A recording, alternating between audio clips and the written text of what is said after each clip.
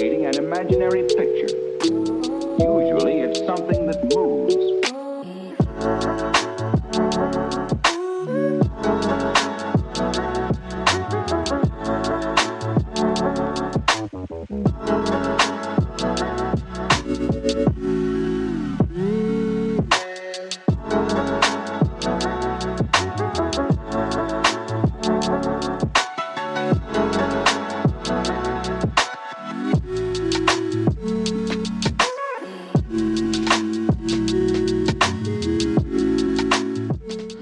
আসসালামু আলাইকুম প্রিয় দর্শক, আমি সাকিব ইসলাম। আমার চ্যানেলে আপনাদেরকে আরেকবার স্বাগতম।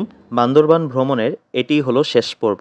কুয়াশাচ্ছন্ন সকালে চাঁদের গাড়িতে করে চলতে চলতে আপনাদেরকে এই পর্বে দেখাবো কিভাবে আমরা থানচি থেকে নীলগিরি, নীলাচল, দেবতাখুম ঘুরেছি। আগের পর্বে দেখিয়েছিলাম থানচি থেকে রেমাক্রি হয়ে নাফাখুম কিভাবে ঘুরেছিলাম। কেউ যদি আগের পর্বটি দেখে না থাকেন অবশ্যই দেখে নেবেন, এবং আমার ভিডিওগুলো যদি আপনাদের কাছে ভালো লাগে সাবস্ক্রাইব করে আমাকে আরও উৎসাহ দিবেন। তো গল্পে ফিরা যাক। আগের দিন রাতেই আমরা 4000 টাকা দিয়ে একটা চাঁদের গাড়ি ঠিক করে রেখেছিলাম এবং সকাল 6টায় আমরা থানচি থেকে রওনা হই। এই পথে চাঁদের গাড়িতে একবার হলেও আপনি চড়বেন, পুরাই রোলার কোস্টার একটা ফিল পাবেন। এই অভিজ্ঞতাটা অবশ্যই আপনি একবার হলেও নেবেন। তো সকাল 8টার মধ্যে আমরা পৌঁছে যাই নীলগিরিতে, যেটা কিনা বাংলাদেশ আর্মির তত্ত্বাবধানে পরিচালিত একটা মনোরম ভিউ পয়েন্ট। যতদূর চোখ যায় শুধু সাদা মেঘ আর মেঘ। কেউ চাইলে এখানে এক রাত থাকতে পারবেন। বলে রাখা ভালো, কটেজগুলোর ভাড়া কিন্তু অনেক, সেই সাথে থাকতে হলে আর্মির অফিসারদের রেফারেন্সেরও প্রয়োজন পড়বে। এই জায়গাটা এত পরিষ্কার পরিচ্ছন্ন, এত সুন্দর, এত নিরিবিলি, আমি আর কি বলবো, আপনারাই দেখে নেন।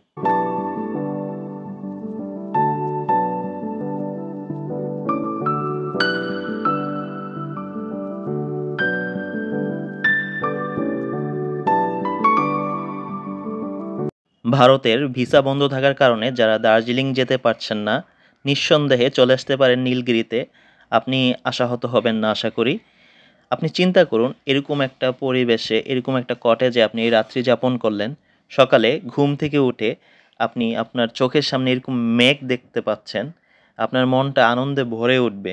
এর থেকে বেশি আর কি চাই জীবনে বলেন? টাকা পয়সা দিয়ে কি হবে যদি আনন্দই করতে না পারলেন, জীবনটাকে উপভোগ করতে না পারলেন? আর আপনি যে ঘুরতেছেন, ছবি তুলতেছেন, ভিডিও করতেছেন, এই স্মৃতিগুলোই কিন্তু শেষ বয়সে আপনার মনের মধ্যে একটা আনন্দ দেবে।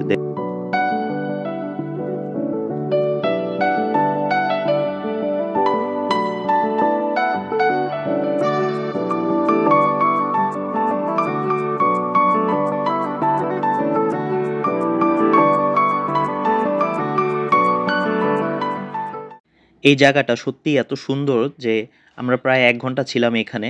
নিচে একটা হেলিপ্যাড আছে, সেখানেও গিয়েছিলাম। পরিবারের একেকজন একেক জায়গায় ছবি তুলতেছিল। মানে আমরা সবাই খুব মজা করতেছিলাম এই জায়গাটাতে।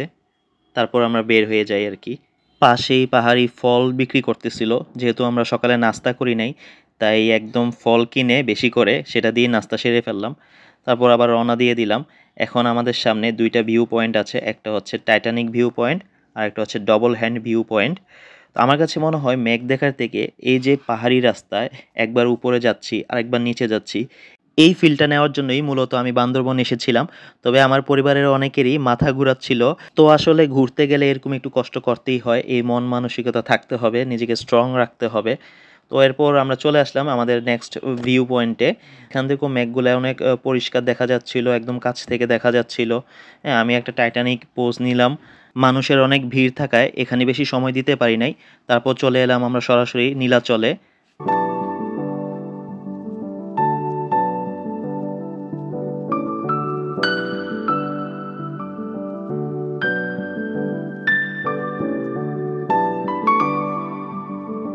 পাহাড়ের উচ্চতা কম থাকায় এখান থেকে হয়তো আপনি মেঘ দেখতে পারবেন না, তবে এখান থেকেও দার্জিলিংয়ের মতো সুন্দর একটা ভিউ পাওয়া যায়।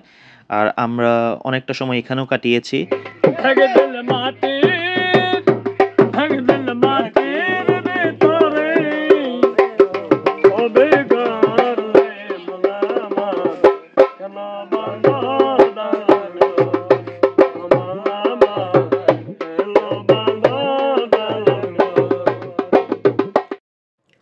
ছোট বাচ্চারা খেলা করতেছিল, আমাদের মেয়ে সদস্যরা দোলনায় দোল খাচ্ছিল। আর আমি ছবি তুলতেছিলাম, ভিডিও করতেছিলাম। তো এই জায়গাটা মূলত একটা পিকনিক স্পট, তাও খারাপ না, ভালোই লেগেছে আমাদের কাছে। ততক্ষণে দুপুর হয়ে গিয়েছিল, আমরাও বেশ ক্লান্ত ছিলাম, তাই আমরা বের হয়ে চলে আসি বান্দরবন শহরে। সেখানে আমরা হোটেলে চেক ইন করি, তারপর দুপুরের লাঞ্চ সারি। সবাই ক্লান্ত থাকায় বিকালে আর বের হওয়া হয়নি, তবে আপনারা চাইলে মেঘলা, শৈলপ্রপাত এগুলো ঘুরে দেখতে পারেন। সন্ধ্যায় বের হয়ে আমরা কিছু শপিং করি, কারণ পরের দিন আমরা আবার নতুন আরেক জায়গায় যাচ্ছি, আর এভাবেই ওই দিনটা আমাদের কেটে যায়। দিয়ান, আমরা কোথায় যাব এখন? হ্যাঁ দর্শক, বান্দরবনের শেষ দিন আজকে আমরা যাচ্ছি দেবতাখুম। সকালবেলায় আমরা একটা চাঁদের গাড়ি ভাড়া নিয়েছিলাম 2500 টাকা দিয়ে, আমাদেরকে একদম কচ্ছপতলি বাজারে যেই আর্মি চেকপোস্ট আছে সেখান পর্যন্ত নিয়ে যাবে। দেবতাখুম যাওয়ার জন্য আমরা 1000 টাকা দিয়ে একজন গাইড নিয়ে নিই, কারণ গাইড ছাড়া আপনি যেতে পারবেন না। আর এনআইডি কিন্তু সবার সাথে মাস্ট থাকতে হবে। এই ভিডিওটা 2022-এর, তো 2025-এ এসে দামটা হয়তো কিছুটা বাড়তে পারে। ইট পাথরের ব্যস্ত শহর থেকে এই পাহাড়ি জনজীবনে এসে রাস্তার দুই পাশের বেড়া ও মাটির ঘর দেখে, ঘন ঘন সবুজ গাছপালা দেখে আনন্দে আমাদের মনটা ছটফট করতেছিল। তখনও আমরা জানি না যে সামনে আমাদের জন্য আরও কত সৌন্দর্য অপেক্ষা করছে। আমি শুধু ভাবি এই মানুষগুলা এত সাধারণ জীবনযাপন করেও তারা কতটা সুখী, আর আমরা এত কিছু পেয়েও আমাদের মধ্যে এত হতাশা। এজন্যই ঘোরাঘুরি করলে জীবনকে উপলব্ধি করা যায় এবং হতাশা কমানো যায়। একদিনের জন্য বান্দরবন এসে কেউ যদি অল্প ট্রেকিং করে অ্যাডভেঞ্চারাস ফিল নিতে চান, তাদের জন্য দেবতাখুম একটা আদর্শ জায়গা। আর্মি চেকপোস্টে পৌঁছানোর পর সেখানে আমরা নাম এন্ট্রি করে গাইড নিয়ে দুপুরের খাবারটা সেখানকার এক হোটেলে অর্ডার করে বেরিয়ে গেলাম আমাদের ট্রেকিংয়ের উদ্দেশ্যে। কখনো মাটির উপর, কখনো বা হাঁটু সমান পানির উপর আমাদেরকে হাঁটা লাগতেছিল। নদীর পাশ ধরে সরু রাস্তা দিয়ে হেঁটে যাচ্ছিলাম, তো কখনো বড় বড় পাথর ডিঙ্গিয়েও হাঁটা লাগছিল। গ্রুপের একজন আরেকজনকে খুব সাহায্য করছিল। যদিও এই পথটা বেশ দুর্গম ও বিপজ্জনক, তবে ভয় পাওয়ার কোনো কারণ নেই। আমরা যেহেতু পরিবার নিয়ে, বাচ্চা কাচ্চা নিয়ে যেতে পেরেছি, আপনারা অবশ্যই আসতে পারবেন। শুধু একটু পরপর খেয়াল রাখবেন পায়ে যেন জোক না ধরে। আমার মা যেখানে 10 মিনিট হাঁটতে পারে না, এই কয়েকদিন ধরে প্রতিদিন 2 ঘন্টা করে হাঁটা লাগছে, কিন্তু উনার নাকি পা ব্যথা করে না। কারণ এত সুন্দর জঙ্গলের ভিতর দিয়ে ঝিরিপথের পানির শব্দ শুনতে শুনতে যদি আপনি হাঁটেন, আপনার মধ্যে কোনো ক্লান্তি, ব্যথা এগুলো অনুভব হবে না। আমি আর কিছু না বলে আমাদের ট্রেকিংয়ের কিছু দৃশ্য আপনাদেরকে দেখাই।